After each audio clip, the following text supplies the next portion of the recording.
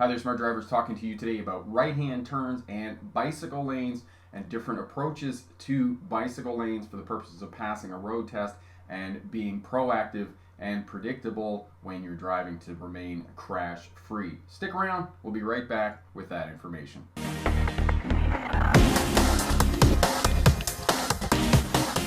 Hi there, smart drivers, welcome back. Rick with Smart Drive Test talking to you about different approaches to bicycle lanes when making a right-hand turn, and this is going to vary depending on where you are in North America, the world, and what the road markings are. Now, just before we get started here, if you're new to Smart Drive Test, Smart Drive Test helps new drivers get a license, veteran drivers to remain crash-free, and CDL drivers to start a career as a truck or bus driver. So consider subscribing as well. Hit that bell. That way you'll get instant notification when I get the videos up for you. I had a comment from William Robinson, and he asked me why my video on right-hand turns and bicycle lanes was at odds with the DMV video and the Coalition of Bicycles in the city of San Francisco. It's actually not at odds. There's just different approaches to bicycle lanes depending on the road markings.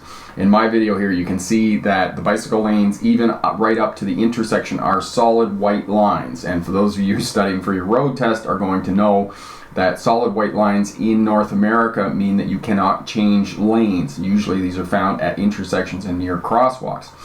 In California, the bicycle lanes at the intersection, there's dotted lines, which means that the bicycle moves out into the lane, the vehicle lane, and then the vehicle moves into the bicycle lane to be as close to the curb as possible to make the right-hand turn. So the key to understanding bicycle lanes and the key to knowing which maneuver you need to do and where you need to position your vehicle for the purposes of making the right-hand turn is determined by the road markings. And again, I come back to road signs and road markings for the purposes of passing a road test. It's not only about passing a road test, but it's also about making you proactive and predictable on the roadways, because you can glean the information that is given to you from the road signs, and then you can implement that and be proactive on the roadways. For example, bicycle lanes, if you're looking at the line, the road marking, and it's dotted, you know you need to move right over to the right. Of course, you need to shoulder check and make sure there aren't any bicycles in there, or that the cyclist isn't confused and whatnot.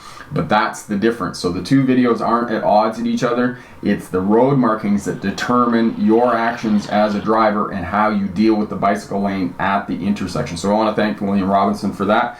About those of you in the state of California and other places that have bicycle lanes that have dotted lines at the intersection, that's how you deal with them. So thanks very much for that. For another video, click here. And for the Pass Your Road Test First Time checklist over at the Smart Drive Test website, click here. And to subscribe, click here. Thanks very much for watching. Good luck in your road test. And remember, pick the best answer, not necessarily the right answer. Have a great day. Bye now.